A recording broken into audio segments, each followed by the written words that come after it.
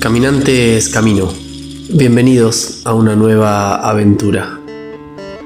Abrimos páginas de la Ilíada de Homero, versión directa y literal del griego, por Luis Segalá y Estalelia. No olvides suscribirte, compartir el canal, dejar tu me gusta para que el algoritmo también comparta estos encuentros. Podés acompañarme también si te gusta esta labor desde Patreon. Gracias por ser parte activa en esta odisea de nutrir nuestra orientación, nuestro camino, en momentos donde probablemente se nos requiera de voluntad. Al lector. No sin temor pongo en tus manos esta versión en prosa del inmortal poema homérico, compuesto hace 30 siglos y no superado aún por otro alguno. Epopeya sin par y cuadro fiel de los orígenes históricos de aquella cultura helénica que tanto influyó en la romana, y más tarde, ya directamente, ya por medio de esta última, en la de casi todos los pueblos civilizados. Sabido es que la Ilíada tiene por asunto un episodio de la guerra de Troya, ocurrido en el 9º año de la misma, y que se atribuyó a Homero, el padre de la poesía, el célebre Aedo, que recorría a la Grecia cantando al son de la cítara sus propias composiciones. No es posible hablar en estas pocas líneas de la llamada cuestión homérica, ni resumir lo que han dicho los críticos sobre la existencia y la patria de Homero, las obras que compuso y el estado en que han llegado hasta nosotros. Por tanto, solo manifestaré las razones que me impulsaron a hacer esta versión literal del más famoso de sus poemas.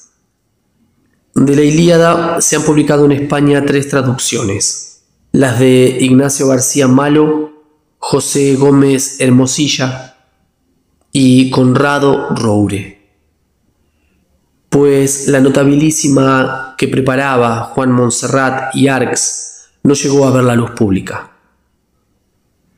Las 2 primeras son dignas de elogio por el conocimiento que de la obra original revelan en sus autores, y la de Hermosilla también por su valor literario, mucho mayor de lo que generalmente se cree, como ha demostrado mi insigne maestro, Marcelino Menéndez y Pelayo. Pero ambas están en verso, y no pueden ser tan fieles que no amplifiquen, mutilen o alteren el texto para acomodarlo a la forma métrica. De aquí que no satisfagan completamente a quien, sin estar impuesto en la lengua griega, necesite conocer la Ilíada en sus menores detalles, le convenga alegar textualmente algunos de sus versos o quiera verificar las citas que se hagan de dicho poema.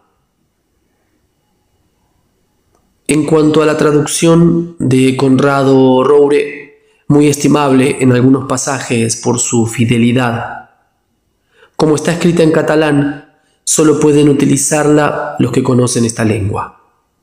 Para salvar tales inconvenientes se publica la presente versión literal en prosa castellana. Y puedo asegurarte que si el buen deseo, el entusiasmo por la obra y la diligencia en el trabajo bastaran para tener acierto, no habría otra que fuese más perfecta y acabada. Dice Luis de León que el que traslada ha de ser fiel y cabal, y si fuera posible contar las palabras, para dar otras tantas, y no más, de la misma manera, cualidad y condición, y variedad de significaciones que las originales tienen, sin limitarlas a su propio sonido y parecer, para que los que leyeren la traducción puedan entender la variedad toda de sentidos a que da ocasión el original si se leyese, y queden libres para escoger de ellos el que mejor les pareciere. Tomando por regla tan autorizada opinión y poniendo en práctica los consejos que el malogrado helenista, doctor José Valari, eximio catedrático que fue de esta universidad, nos daba a los que tuvimos la suerte de ser sus discípulos, he traducido el poema literalmente, sin quitar nada, ni siquiera un epíteto, y sin añadir más que lo necesario para la recta inteligencia de la frase, dada la distinta índole de la lengua castellana con respecto a la griega. No he vacilado en emplear una palabra anticuada cuando con ella se expresaba bien la idea del vocablo original. Por ejemplo, la voz escudado, que tiene el mismo valor de la griega aonotons.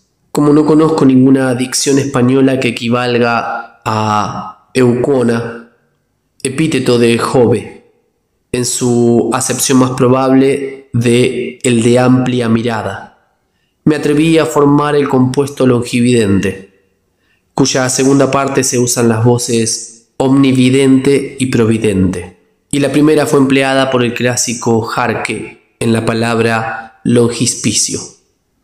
Algo perplejo me tuvo el sustantivo aoloteia, aiomaie epeiateia, atamemnonoe epieteia, meneaoi epieteia, que significa la acción de descollar en algo, es decir, de excederse un guerrero a sí mismo, sobresaliendo entre los combatientes y ejecutando sus mayores hazañas.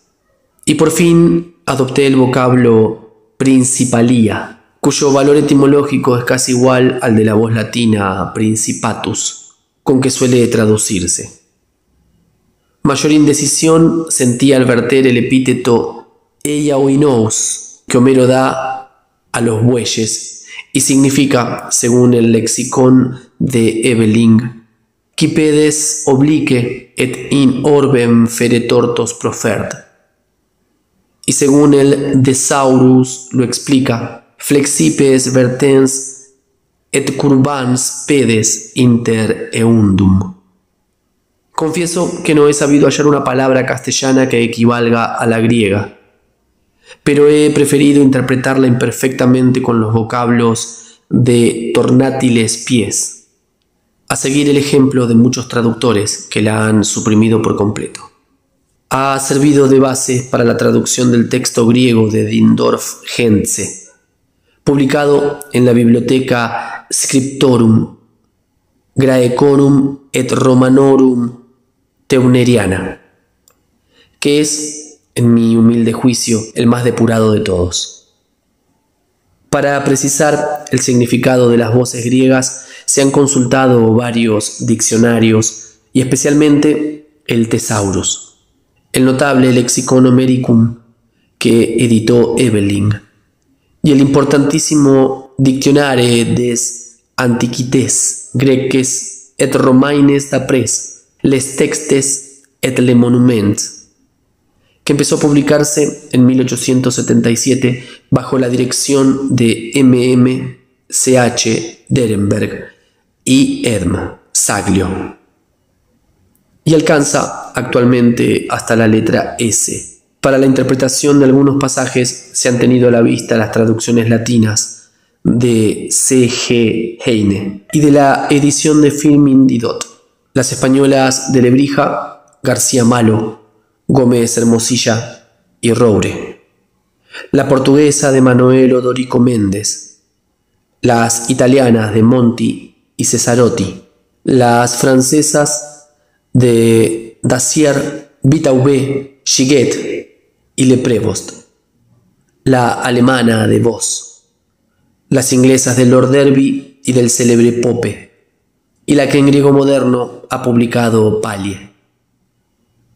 Finalmente, para la fijación de regímenes dudosos, para determinar la acepción y uso de algunas palabras y frases, y para evitar en lo posible los barbarismos, hace acudido a la primera edición del diccionario de la Real Academia Española, conocida con el nombre de Diccionario de Autoridades, y a las excelentes obras de Baralt, Cuervo, P. Mir, P. Nonel y Cortejón. Y ahora, lector benévolo, que ya sabes por qué y cómo se ha hecho la presente versión, perdona sus faltas, parando mientes en lo difícil que es trasladar al romance una obra antiquísima de tanto valor literario e histórico, compuesta en la más hermosa de las lenguas y nacida en un medio ambiente muy distinto del actual. Si se podía decir en la época de Virgilio, facilius esse Herculi clavam, quam Homero versum subripere. Con más razón, podríamos repetirlo nosotros que nos hallamos a mayor distancia de aquellos tiempos y hablamos idiomas de carácter analítico, muy diferentes de las inmortales lenguas clásicas. Luis Segalá y Estalelia.